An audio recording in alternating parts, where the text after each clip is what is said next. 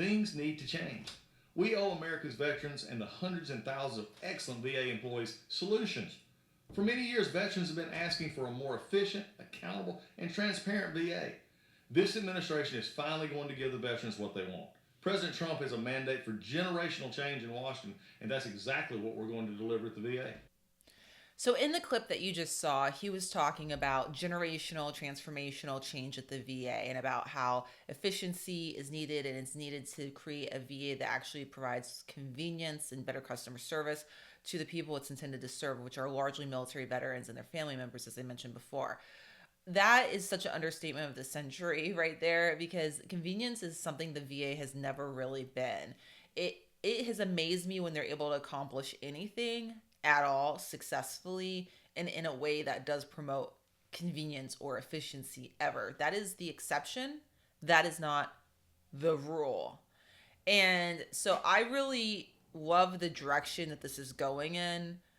I don't agree with all the methods that are being taken, like the nastygram emails that are being inflicted upon employees. I think that's a form of psychological warfare. I do believe that a lot of what's happening is unprofessional in the way that this administration is going about handling things, specifically Doge. I'll get into that a little bit later. But what I will say about this specific clip is that efficiency is needed. For example, they are not using technology properly at all. They seem to be great, and we'll talk about that later, about being bled out with these bad government contracts, which is so typical at this point with the government, especially at the federal level. But they are not using technology to promote customer service, convenience, or efficiency. There's a lot of ways that this could be done. Because I pay for most of my specialized healthcare out of pocket for day to day, because the VA is so useless for me in so many other ways, I see firsthand what is being done outside the government with excellent healthcare clinics and with technology, because not all outside the government are great. The healthcare system's a nightmare. But with the people that I see, they should be using at the VA text messages, emails. There should be specific preferences as to how the veterans receive their communication. Right now, in real time, while I'm making this video, which is so ironic, unfortunately, I'm dealing with this very issue with the U.S. Department of Veterans Affairs, specifically Veterans Health Administration. They will call. They've just called and left me a voicemail this morning. They didn't tell me why they're calling. I don't know what it is. I know it's some kind of medical situation going on. I call back and I can't get through. The VA phone system keeps disconnecting me. I did reach one person, pleasant person, which I've got to tell you, the attitude change is really improved. The attitude, boy, at the VA that I've been dealing with Veterans Health Administration ever since these changes started going into effect with the new administration. It's been different. I mean, it wasn't overnight, but I will say more recently, since those nastygram emails started going out, which I don't support or condone, to be clear, I've noticed a really big attitude shift at my local VA facilities towards me. The people that were previously nasty to me, hanging up on me, telling me off on the phone, being horrible at the check-in desk. One of those individuals totally disappeared, actually. So I don't know if they're still working there. Good riddance if they're not. They were horrible. And then the telling me off on the phone stuff, or refusing to identify themselves, like their first name and like their position there, so I know what the heck is going on. And that's changed as well. Now, that's anecdotal, of course. I don't know if that's going to be a permanent thing. I think it's going to require really carrying out these kinds of changes long term in order to make that a reality, quite frankly, because for too long, people can just do whatever they want and get away with it. And not all people, but it seems like some of the bad people, basically, because the organization's a mess.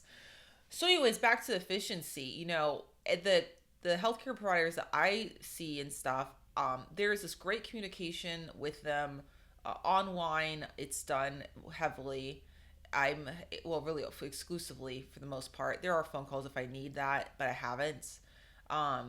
And they basically make sure they're very responsive. What takes weeks and weeks to get resolved at the VA, Veterans Health Administration, if it gets resolved at all, takes 2 to 3 hours to get resolved at the private providers that I am paying out of pocket to see, because of their use of technology, because of their professionalism, because of their competence and commitment to their patients.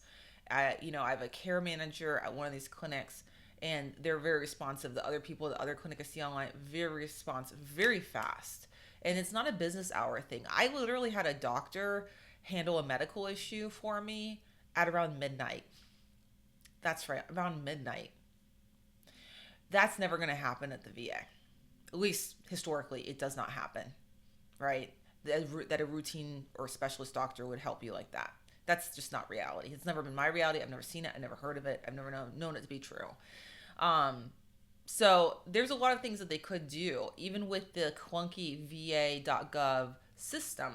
I use that to message these people. And so it's like it works when it wants to work. I've had messages that were said they went through that actually didn't go through. This happened recently. Login issues had the website just completely cutting out. I know that this is a widespread problem. I've seen veterans underneath like one of my videos complaining about this with their bad software. This is also part of a bad contract. Talk about that later. So there are things that could easily be done that are being done for a fraction of the cost outside of the government with, like I said, my private providers that I see separately who implement things like technology in their communication with their patients and are very responsive and do so in an exceptional manner. It blows my mind how much I can get done and how fast with the private providers that I pay to see that are specialists, by the way. They get me, just the service is just phenomenal. It's so good. And it really supports me in being able to live my life and get the healthcare services I desperately need. And with the VA, even today while I'm making this video, in between, making this video right now, like I just dealt with this, it's like my whole life, and this is why I avoid the VA in a lot of ways, revolves around trying to get healthcare at Veterans Health Administration, trying to get what I need and communicate with the U.S. Department of Veterans Affairs as a whole. And, I've seen this as an employee. I used to work there. I've seen this as a patient. It's just a nightmare. It's just awful. It's absolutely awful.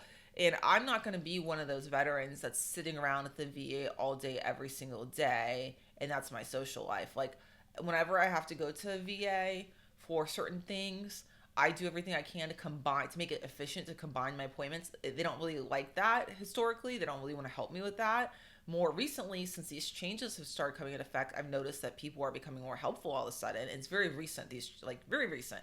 I've noticed just in the last month an attitude shift. So I've been able to kind of consolidate things. But I refuse to make my entire life revolve around the VA. And a lot of these military veterans that need health care, that's what happens to them. Their entire life, their social life, their all parts of their life start revolving around the VA because the VA has been there to serve itself and not the veterans or, their family members, the people who need it the most. That should have never been. It definitely needs to change. And what I like about this clip too is he mentions, generational change. Well, that's needed because a lot of people aren't aware, to include many veterans, that Born on the 4th of July, the movie, go back and check it out. There's a scene in that movie where Ron Kovic, played by Tom Cruise, the actor, is in, a hospital, VA hospital. Huh? What's the matter with you? I don't feel right. I don't feel right either. I need to see the doctor. I need to see him now.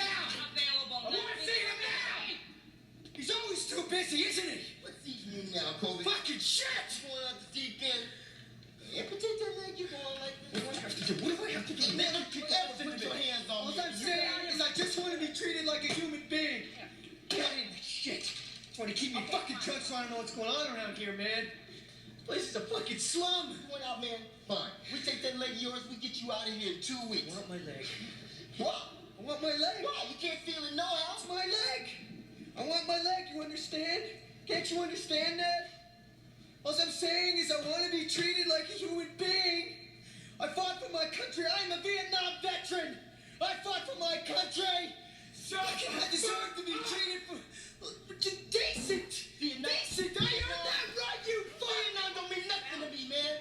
Or any of these other people. You got it? You can take your Vietnam and shove it up your ass. Go on, You hear? Harvey. Go on. Go on, Jeremy. No, I don't need this. Hey, you fuck. Hey. No. No. God damn it.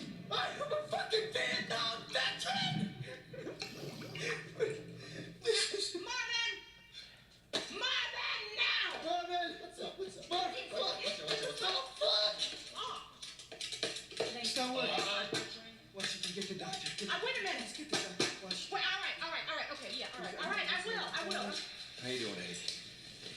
Let's see what's wrong with this thing. Doctor told me that if we don't get this pump working, that they're gonna cut my leg off. I want my leg. Yeah. What do we do? Do we have another pump anywhere, doctor? Well, City? this is the only one in the we have country. right now, Eddie. Ron, it's Ron Ron. COVID, doctor. Sorry, man. Ron. You are a doctor. It's Vietnam War, Ron. Cutbacks. The government's just not giving us the money we need to take care of you guys. We're doing our best. It's really too bad. It's not fair at all. Well, doctor, I tried really hard to keep this leg. No, man, I completely I've understand. been trapped in this bed for 4 months so that I could keep this leg, and I want this leg. And I'm trying to remain calm. What do we- Maybe I can rig up a substitute. Yeah. I'll look in the basement and see what we got. Good. All right? And you're coming back Soon. soon? Here you go, Ron. Here you go. You really did try to help us with it, Doctor.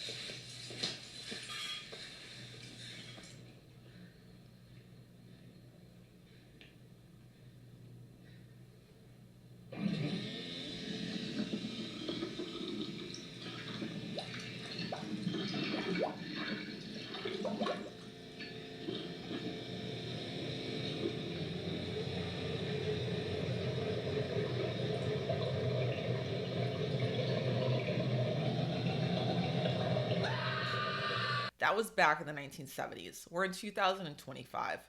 The same kinds of problems with the VA still exist. Okay? Different year, similar problems. And so I'm really excited about what's to come with these changes, and I'm hopeful. It's been years in the making. It's long overdue. And I'm glad I'm alive to see it.